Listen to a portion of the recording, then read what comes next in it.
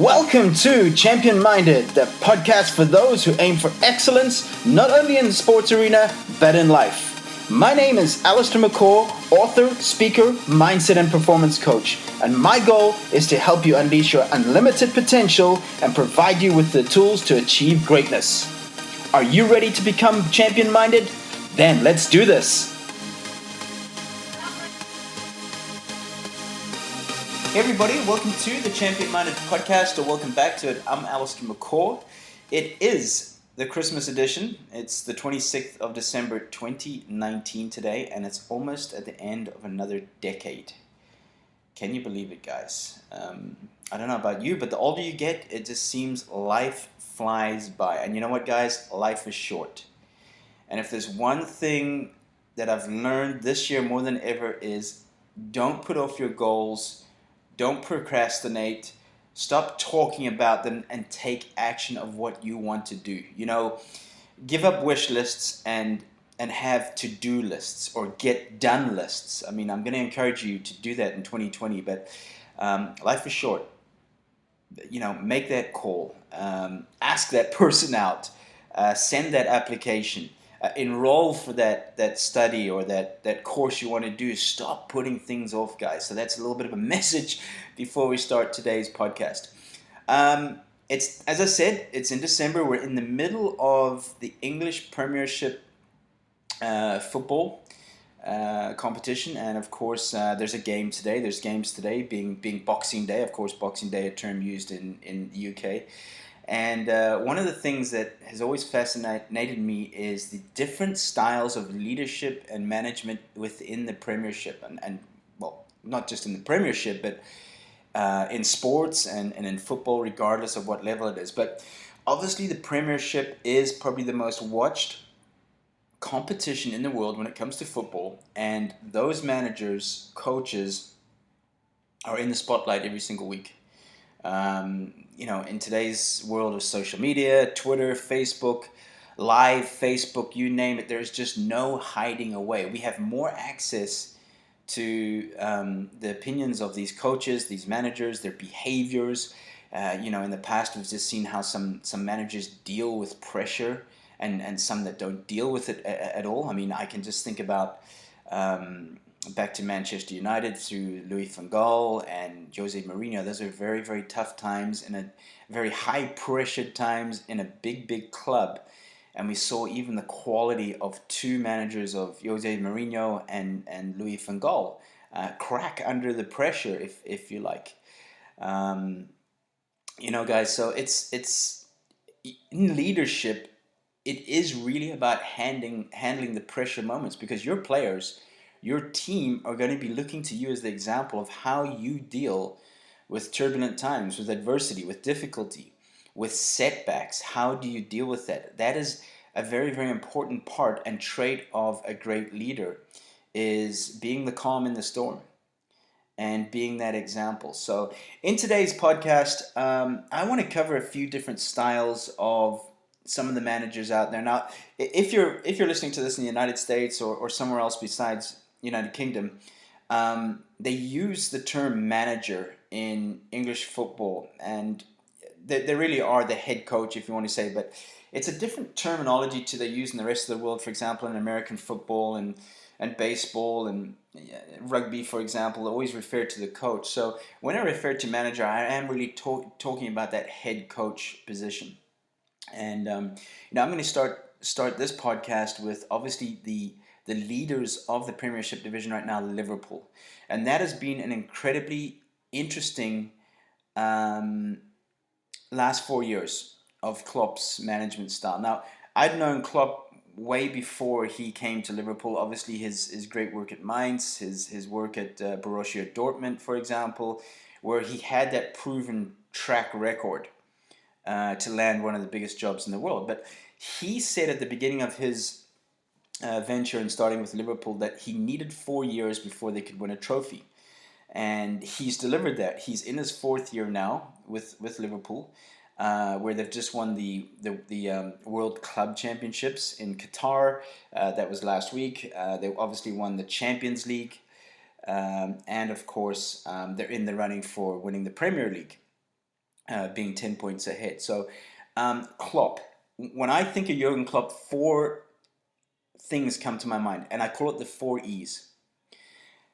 His style of leadership is all about expectations and laying out those expectations. And this is something I find that a lot of coaches, leaders don't get right, is that their team has different expectations to what the coach or the leader has. And one thing Jurgen Klopp does before any player joins the club is give them realistic expectations. For example, you might be the starter in your previous club. Obviously, we just had Salzburg's Minamino joining Liverpool this week. One of the things that he told him was, you can come to Liverpool, but you might not be a regular starter. And for some players, that's very, very hard to take because they want to be the star of the team, or they have been the star of the team. So one of the key elements to Klopp's culture has been laying out the right expectations to the players and the staff of you're not going to start every game. You're going to be substituted when I feel you need to be. Um, these are things that are so important that when sometimes players join clubs and then all of a sudden they're substituted or they're benched, that's when things go wrong. So Klopp has really got that right. So number one, expectations. Number two, he's an emotional coach. His players know how he's feeling. But here's the thing. Yes, he gets angry. Yes, he gets emotional on the field, sometimes emotional in the press conference, but he is able to control the negative emotions when it comes to verbal. Some disappointing matches, for example, that 3-0 down against Barcelona in the first leg of the Champions League last year, for example, you could see he was disappointed, but he still gave praise and pointed out the positives to his team. One thing that Klopp gets really, really good is that he wins the press.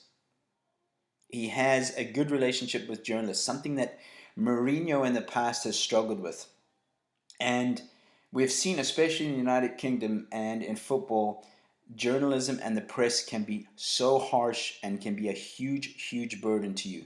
You've got to win the press. If you're a coach, you're a leader, you've got to win the media, the press. When he first joined the club, he spoke about being the normal one. Being part of you. I am one of you, for example. I'm not above you. And the Liverpool people took to that. So Klopp is an emotional guy. You see it on the field, jumping up and down after a goal celebration, hugging his players. Something really, really special about him as well is that you'll see that he'll hug the other players from the opposition team. I believe that he has changed the dynamic of leadership in not just English football, but in the world of sport. I know, and I'm in contact with world-class coaches in Australia, Japan, here in the United States, that are using Klopp as an example of leadership. The third E is enjoyment. It looks like he's enjoying himself. He's having fun. And you know what? If you're not doing something that's bringing the best out of you and it's instead bringing the stress out of you, then either you've got to change career, job, or maybe you've got to change your attitude and your approach to it. Winning teams are having fun. And it starts with the leader. You've got to set that tone. You've got to be a fun leader, someone that looks like he's enjoying it. Of course, you've got your standards. There's that time where fun is maybe put aside, but you are enjoyable to be around. When I did that survey with athletes of what three things they look for in a coach, one of the three was humor in leadership. They like a coach who has a good sense of humor. And we all have that within us. Number four, the fourth thing with Jurgen Klopp is his engagement, how he engages with players. He understood, or he understands, that it takes time to build a winning culture. You have to win your people first. And here's the thing, you're not going to win everybody. You'll see that Klopp had to get rid of some players in these last 4 years. In fact, I think there's only one or two starters still to his original squad, and that's Milner and Henderson, if I'm stand to be corrected. So he's had to move some people off the bus and get new people on the bus and into the right seats to have an effective and winning team. So Klopp has been all about culture. Let's move on to Pep Guardiola. For me, probably one of the best, or if not the best, tactical coaches out there as well. Has a lot of passion. He's had proven success with clubs, but something I do question about Pep is that he has always taken over teams with world class players. And he's a world class coach, but sometimes I always would love to see how a coach or a manager would do with lesser star players. Um, a great coach to me is someone who can get the best out of a player no matter what level. It doesn't necessarily have to be world class, but if you're a good coach, you're able to get the best out of a player no matter how far that player gets. That's a great coach. Working with players with less skill, less talent, less technical ability, tactical ability, how are you able to get the best out of them? Pep, for me, definitely has built a dynasty at Manchester City as well. What I feel he gets very right is the combinations. So for me, Pep is a people's person, but not as much as Jurgen, as we've seen that. And if there's one thing I really want to get across today's podcast is your culture is your people. If you don't build relationships with your people, you're not going to have a successful culture. So, Pep does it well, maybe not quite as well as Klopp, but this is the interesting thing, and this is why I really wanted to get into the Premiership management today, is the different styles of leadership are fascinating. Key thing, guys, authenticity. Don't try and be somebody you're not. Learn from the Klopps and the Guardiolas and these great coaches, but don't try and be like them. Be yourself. Bring out your best self and learn the traits of others. Klopp is being authentic. Pep is being authentic when they're speaking to the media. You see that they're passionate. They're emotional. They wear their heart on their sleeve, so to say, and their players see that. The fans see that as well, and that's another thing, by the way, is that Klopp, getting back to him, has won the fans. You have to win the fans, and how do you win the fans is through the media, and also what he did, and he was laughed at this. If you remember one of his first games, it was a 2-2 draw. I can't remember who it was against, and after the match, he took the players out in the middle of the field to thank the crowd, and they're all hand in hand. And he got pulled to pieces for that in the press, guys. Do you remember that? He got pulled to pieces. But who's laughing now? 4 years later, he brought a togetherness in that team. He brought star players to work as one, to function as one. That's great management. That's great leadership. He did get rid of the wrong people as well. Which didn't fit the mold or fit the culture. And that's going to have to happen for you as well as a coach and leader, is be courageous and have to know who doesn't fit your culture, who doesn't fit your vision. Let me ask you this. Do you have a vision? I was consulting in here in the United States to a basketball team, and I asked the coach what the vision was, and there was no vision. There's goals, but there's no vision. There has to be a vision for your team to know where they're going. It's pretty much like driving on the road and you stop somebody in their car and say, "Where are you going?" And they say, "I don't know."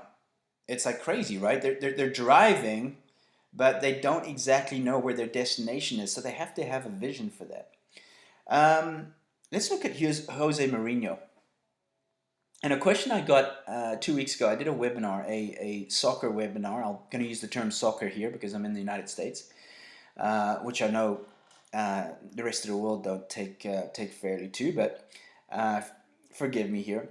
And somebody asked me, has Jose changed in that period that he took a sabbatical? And my answer is, I don't know yet, because he is coming across. I think he has reflected. I think he has taken time to self-reflect. We saw some changes, but it's a completely different scenario. Being a pundit or being on TV where you can be more relaxed because your job's not really on the line like it is being a football manager in the Premiership, for example. So there's less pressure. I want to see Jose, and I can only make a fair answer on that when the pressure comes. And it will come. It comes for every team. He's taken over Tottenham. He's got some key players leaving. I believe Eriksen might be leaving as well. News today. But how will Jose handle the pressure? Because that's when the acid test is. That's when you're going to see. So has he changed? It's hard to say. He's certainly been more fun to listen to. He's been enjoyable to watch on Sky Sports, for example, in the studio. But that's a different scenario. I hope that he's changed his style, because definitely his leadership style was one of being a dominant, being the boss, of being authoritative. And we've seen today that you need to have influence to have an impact. And leadership is not about authority. It's about making an impact. It's about having influence. It's about working alongside your team, and not on top of them. That's a boss. There's a big difference between a boss and a leader. So I felt Jose had to change his leadership style. Today's generation, if we want to talk about, let's just talk about under 30, which is Z generation and the later millennial generation, is that they don't respond well to a dominant, autocratic style of leadership. So has Jose changed? We're going to have to see. Strengths of Jose, definitely authority is a strength. Don't get me wrong. So he has authority, but you can still bring authority across in an empathetic way. You can still bring it across with patience, with humility. And I find those are some of the things that maybe Jose was lacking in his previous management style. And hopefully he's changed that, because the results are there, with all the clubs that he's worked with. Of course, Manchester United was a different story, but taking over a legacy of Sir Alex Ferguson after 27 years. I mean, we saw great coaches fail there. David Moyes. We saw Louis van Gaal fail there. And Jose Mourinho eventually. So Jose's relationship with some of the players as well, especially Pogba, are you able to adapt to them? Today's coach has to adapt. You're going to have these different personalities in your team, and they just might be your star players, like Pogba, for example, but you can't adapt to them. And that's going to be a problem. So today's great coaches are able to adapt. Let's move on to Frank Lampard. Obviously, a huge player for Chelsea in his day. Led by example. Captain, goal scorer, played for England, played in World Cups. And I'll be honest with you, I'd be surprised at how quickly he's had success. Now, obviously, it's very, very early days, but with Chelsea already up in that top four, I think he's doing an amazing job. And I think one of the reasons for that is his ability, and we just spoke about it in the previous point, to adapt. I think he really understands this generation. He's a younger coach, but I really think he's in tune. He's really in tune with the players and with the Chelsea culture as well. He's building a strong culture. Now, we know in clubs, especially like Chelsea, how much time is he going to be given? Obviously, with being a big name and being a legend in the club, maybe he's going to be given a little bit more time. But if he's not bringing results in 2 to 3 years, then he's going to become another stat like the rest of the Chelsea managers. What is it, like 17 managers in the last 15 years? Something like that. Of course, some of them were interim managers, but I mean that's crazy. When you're chopping and changing your leadership and your coaches, that only brings instability in your team. It builds distrust. Nobody knows if they're secure or not. They don't know who's coming next. They don't know who's going. You need to create a safe environment for your players and your team. That is how they function and work best. But so far, and here we are, December 26, 2019, Frank Lampard's doing a fantastic job. I think he surprised many. It's just not that simple to go from being a player to being a great coach. It is a completely different skill set. Completely different skill set. Mourinho wasn't a great player by any means. Klopp played for Mainz. Of course, he played at a good level, but he wasn't in the Premiership, or he wasn't in the high elite clubs, for example. So you don't have to be a great player to be a great coach. It's like I said, it's a completely different skill set. It's something you have to learn.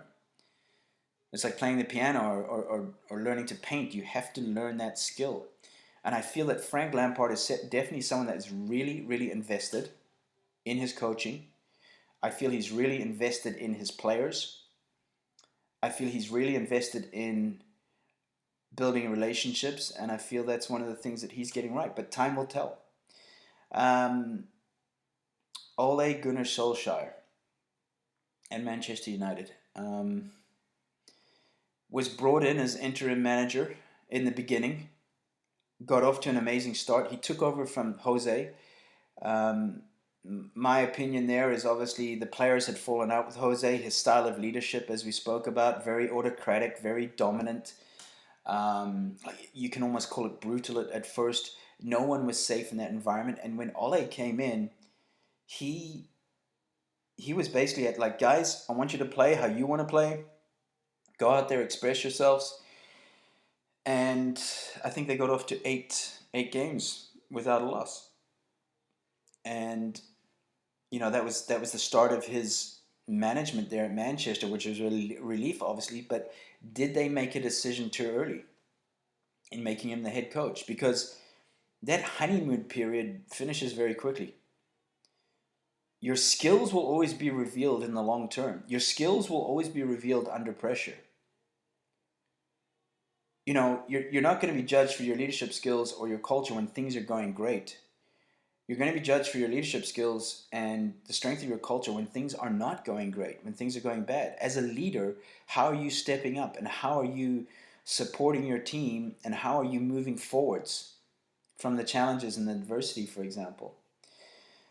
One of the things with Ole, I feel that the players like him, but do they respect him on that very, very higher level? We're talking about the very elite here. He comes across as a super guy. He comes across as a friendly guy. You can see he's trying to win the media. You can see he's trying to build a relationship with the media. But,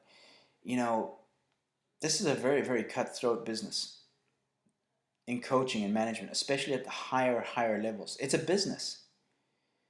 At the end of the day, in the boardroom, it's a number. It's a profit. It's a loss. So, you have to sometimes put feelings aside of who's a nice guy or girl and see the facts. Wins and losses, income, all these things, especially in the Premier League. Two more guys that are very interesting to me is the appointment of Carlo Ancelotti at Everton. Massive reputation as a coach, huge success in previous clubs, and I'm not knocking anybody here who supports Everton, but probably one of the biggest surprises in management this year, obviously after Jose taking over Tottenham, was Carlo Ancelotti at Everton. I don't know about you guys, but I am super excited about the 2020-21 season. We have in the Premiership the best managers in world football, no doubt.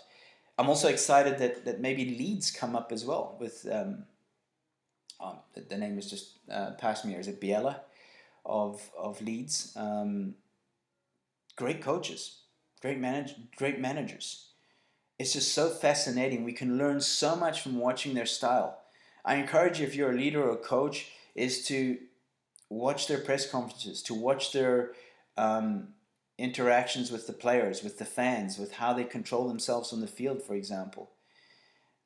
I consult in my line of work with leadership, and I go to different teams. And I was at a hockey team up in Canada about 3 months ago, and I asked the players, this is something I do as well, of what could your coach do better?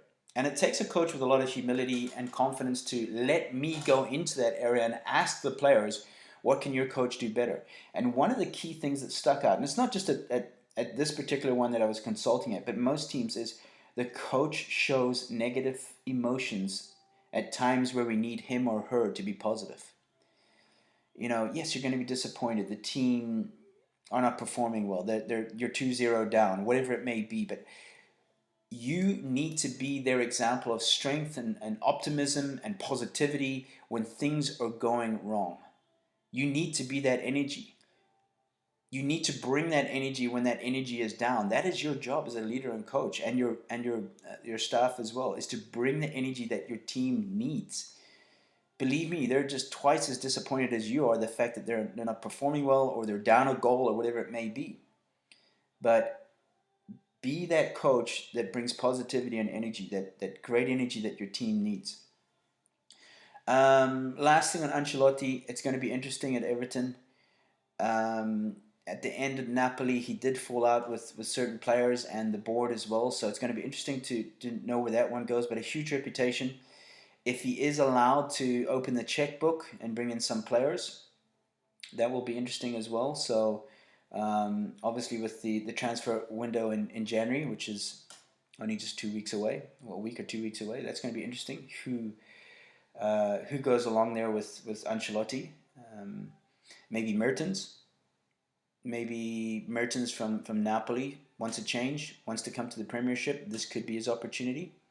So, hey, maybe check back in a month's time, and if Mertens is in the team, well, I was pretty lucky on that one. But anyway, last one, Mikel Arteta to Arsenal.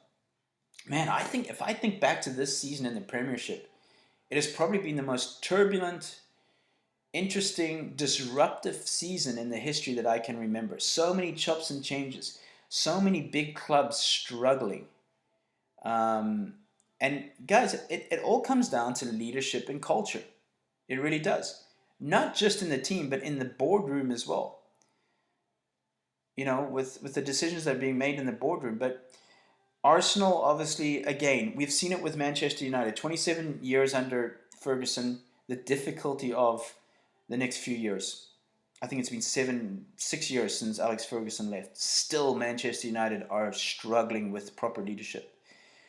Arsene Wenger at Arsenal, also a legacy. I'm not exactly sure how many years, maybe 20, 22 years. Maybe I'm out there. Apologies to Arsenal fans, but he was there a long time as well. And in my opinion, I felt he should have left maybe 3 years before he did leave that legacy. He hung on just a little bit too long, but we've seen as well how clubs struggle with moving on from someone that's been there for such a long time, like Arsenal was. Emery Udai, who came in next, or Udai Emery, my apologies, coming in next. Another coach with a proven track record in Spanish football as well, but struggled. We also see from there, the lessons learned from there is the importance of communication, of knowing the language. I don't get it, guys. For me, communication and leadership is the most important thing. Okay, building relationships is, being the example is, but communication is the key. And if you can't speak the language, and I know he was learning the language, and it's not easy to learn another language, but we also saw this with Fabio Capella in England. He needed a translator to work with his players. I just don't. I'm sorry, but I just don't see how that can work. If you have to be having a translator all the time, and you can't get those words across in your mother tongue the same way, or should I say, you can't get those words across that really expresses how you feel in another language. I speak 4 languages, but obviously English is my first language. If I spoke Afrikaans or Dutch or Italian, I would have basics of it, but I wouldn't be able to express myself like I do in English. So communication key there as well. But moving on to Mikel Arteta, I'm pretty excited about this one. From what I've seen, obviously he's been working under Pep Guardiola at Manchester City. Arteta looks like the real deal. I really believe that, the example of being a great player, but he's carried that over into his coaching. He's respected, very, very, very high disciplined. Just seeing him in these interviews, just as he signed for Arsenal this past week, of intention, purpose. He has a vision. He's very direct about the culture and the expectations. If we get back to what we spoke about, Klopp, expectations. And Mikel Arteta has laid down those expectations. Now, here's the other thing. It's easy to lay down the rules or the expectations or the standards, but are you backing them up and are you living by them? So, it's going to be interesting to watch Mikel Arteta at Arsenal. The fans have taken well to him so far. I don't think there's been any backlash there. Obviously, there's been people saying, well, it's his first full management role. But I really believe he's going to be a great success in management. Absolutely. He's about culture. He's about people. He's about expectations. He's about standards. He drives it. He's about example. His work ethic is through the roof. He's a young coach as well. So this is going to be an exciting one. Now, guys, we can't judge success within 3 months, or the coach gets off to a bad start, or whatever it may be. You know, and that's the thing with Premiership football or soccer as well, is that you're not given a lot of time, especially in a huge club, a big club like Manchester United or Arsenal, whoever it may be. So, and it takes time to rebuild your club as well, your team. Mikel Arteta has taken over a team. Jose Mourinho has taken over a team of the players that there before. Klopp took over a Liverpool team where there's only 2 players left from the original 18. And you got to give an Ancelotti and a Arteta time. Maybe Ole's time is running out. I don't know. Frank, you've got to give time. And he's got off to a great start. But guys, this is the best time in English Premiership, in my opinion, about leadership and culture. If you're big into leadership and culture, you're a coach, you're a manager, I encourage you to sit back, learn, enjoy. It doesn't matter what sport you're in. It doesn't matter what field you're in. Management, corporate, school, is learn from the best. Don't just learn from their successes. Learn from their failures. They're human like you and me. If there's one last thing I just want to finish with, guys, is the key to the success of great coaches is knowing and maximizing your strengths.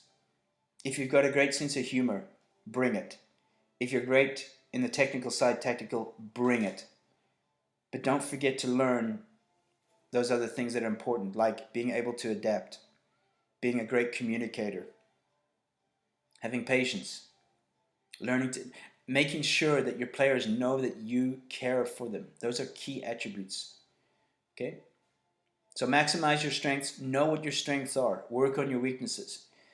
But the key to great coaching and great leadership is authenticity and maximizing your strengths.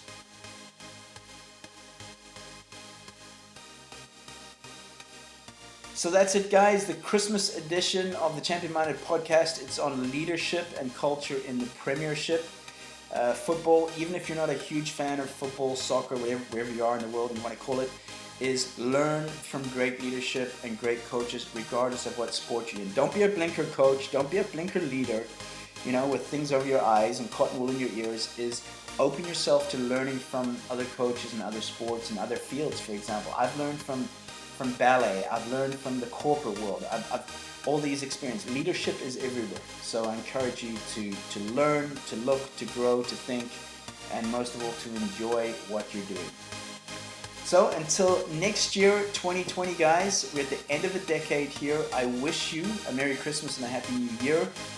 Can't wait to get back in the new year to get started with a new episode on the Champion Minded podcast. Remember that this podcast is available on YouTube and iTunes. Connect with me on social media on Twitter at Allistair McCall, Facebook on Allistair McCall page, and on Instagram, Be Champion Minded. Please, guys, I always appreciate a retweet or a comment. Give me feedback. I love feedback. Yes, even if it's criticism, that is what makes us better in the end. So until next time, remember you were made for greatness. Now go do the work. Stay champion-minded, my friends.